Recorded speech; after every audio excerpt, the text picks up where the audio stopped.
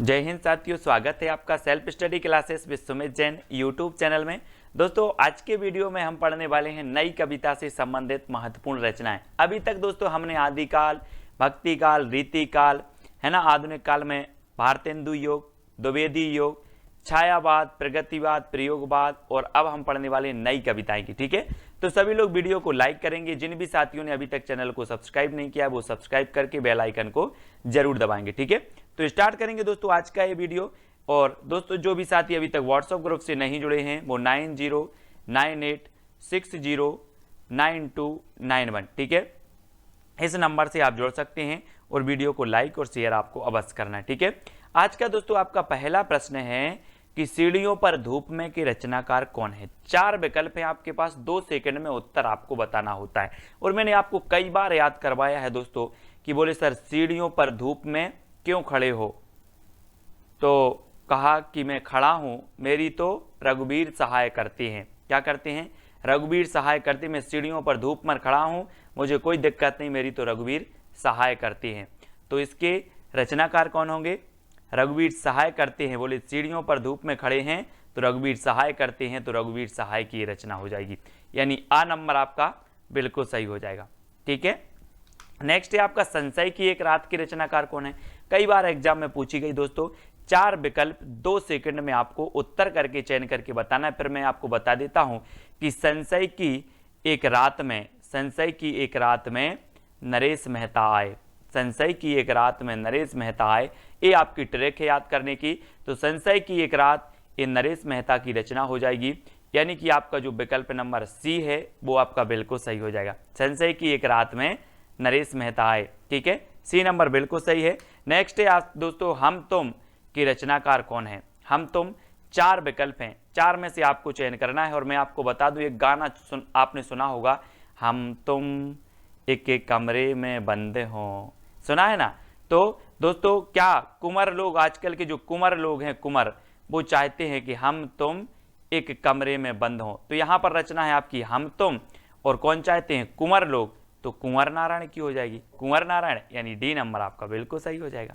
ठीक है, याद करने का माध्यम है, ठीक है, कि आपको याद रहे, तो डी नंबर बिल्कुल सही होगा।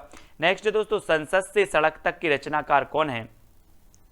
बोले सर संसद से सड़क तक धूल ही धूल मिलेगी, धूल मिलेगी, क्या मिलेगी? धूल मिलेगी, तो धूमिल, धूल मिल, इस प्रकार से धूल मिल, संसद से सड़क तक धूल मिल, तो धूमिल की रचना है सुदामा पांडे धूमिल की, है ना। बोले सर संसद से सड़क तक धूल ही धूल मिलेगी, धूल मिल, धूमिल, ठीक है, धूमिल साहब, यानी डी नंबर आपका बिल्कुल सही होगा, धूमिल साहब हो जाएंगे इसके। अगला है मृग और तृष्णा की रचनाकार कौन है।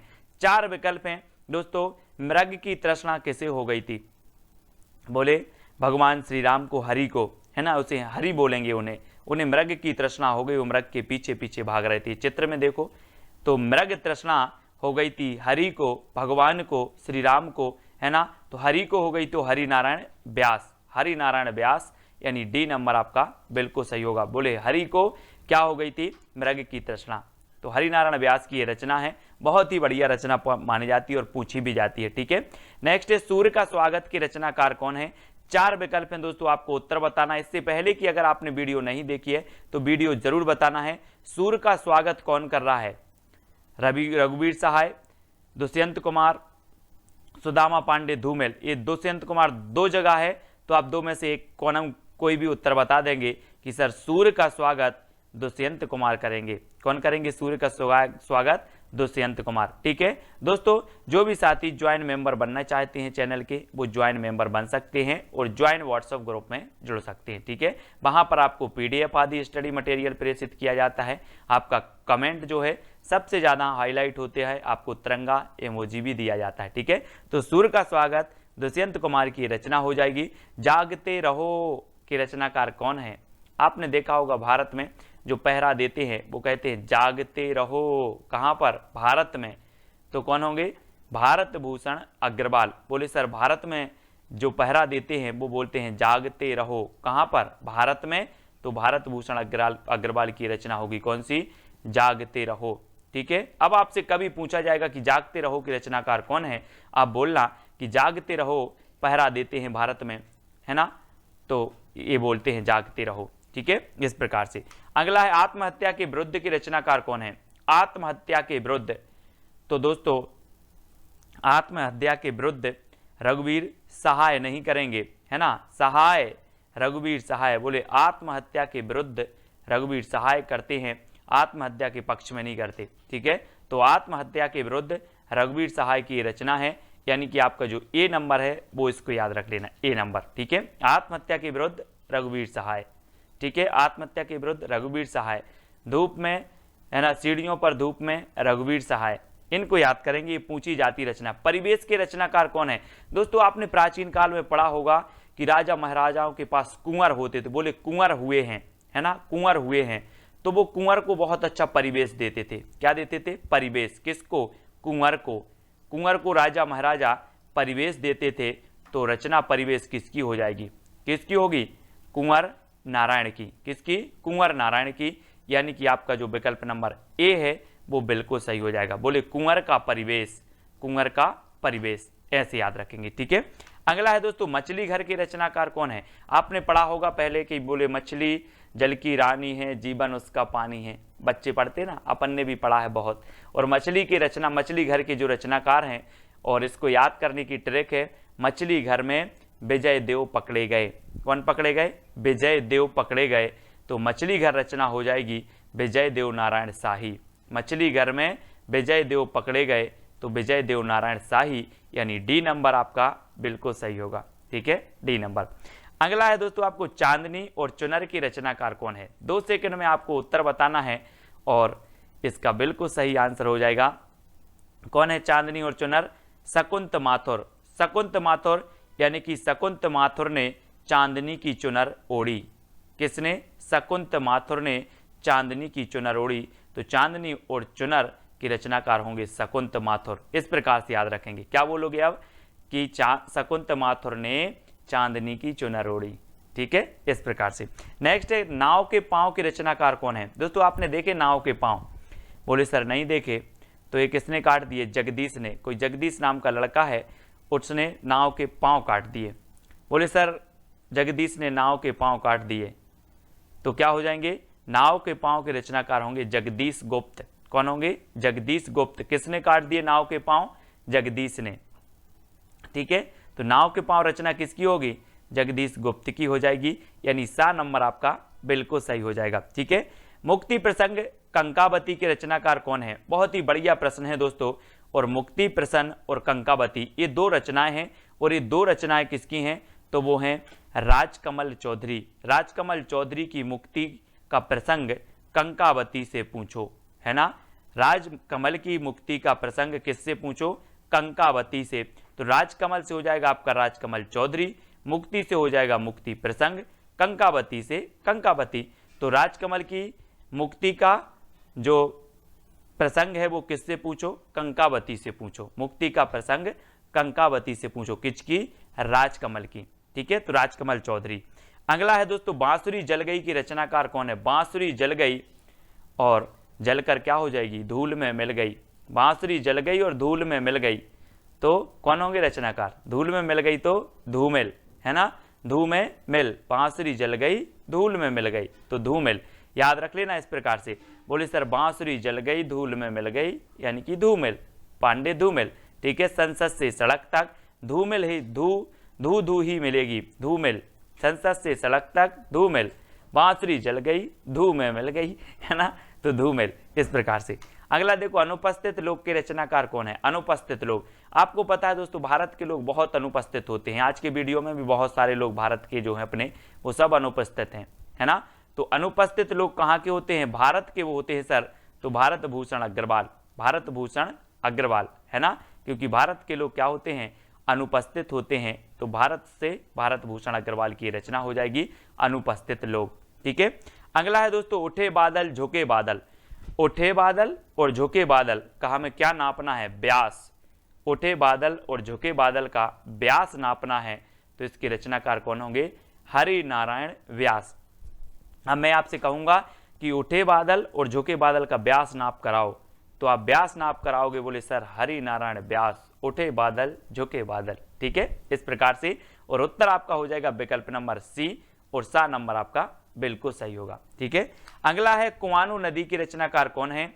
कुंवर नारायण, दुष्यंत कुमार, सर्वेश्वर दयाल सक्सेना या फिर भारत भूषण अग्रवाल। कुआनो नदी, कुआं और नदी का क्या करके आओ? सर्वे करके आओ।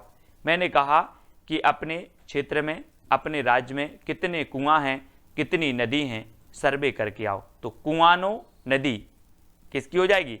सर्वे करके आओ तो सर्वेश्वर दयाल सक्सेना। काठ की घंटियां, है ना, कूठियों पर टंगे लोग, जंगल का दर्द और कुआनो नदी, ये पूछी जाती हमेशा, इनको याद रख लेना है।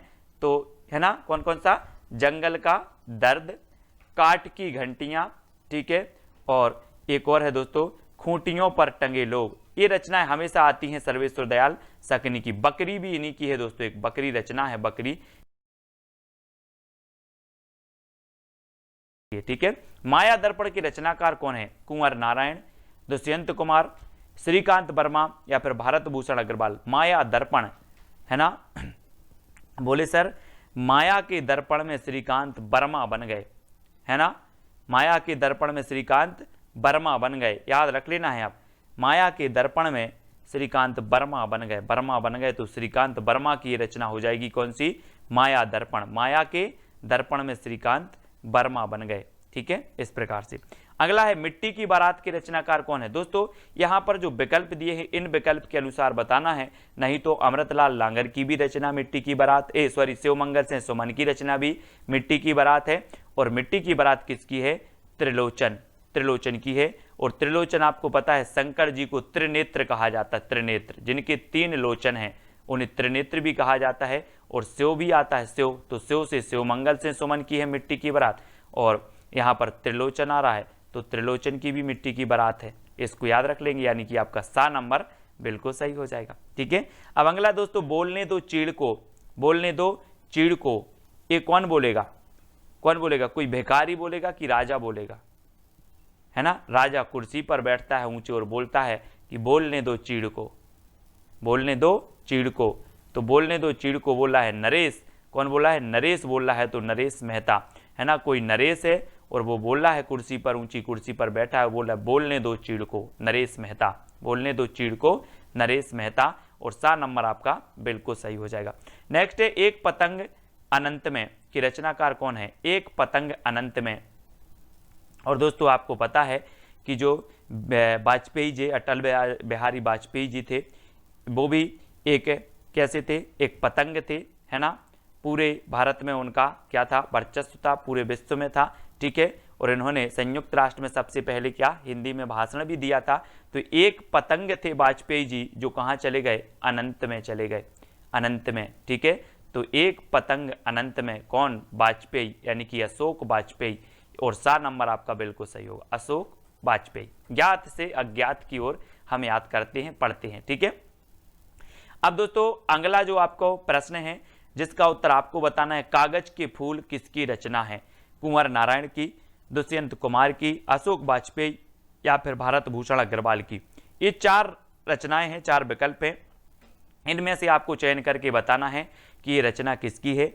ये विकल्प दोस्तों आपको कमेंट में करना है। जितने भी साथी देख रहे हैं सभी को ये चैलेंज प्रश्न का उत्तर बताना बहुत अनिवार्य है। ठीक है, और दोस्तों आपको वीडियो को लाइक करना है और ज्वाइन मेंबर अवश्य बनना है। जो बन सकते हैं वो ज्वाइन मेंबर जरूर बने, वीडियो को लाइक करें और शेयर करें। और जो भी साथी अभी तक व्हाट्सएप ग्रुप से नहीं जुड़ पाए हैं वो 9098609291 इससे आपको जरूर जुड़ना है। ठीक है, और वीडियो को लाइक और शेयर अवश्य करना है। आज की वीडियो के लिए बस इतना ही। जय हिंद।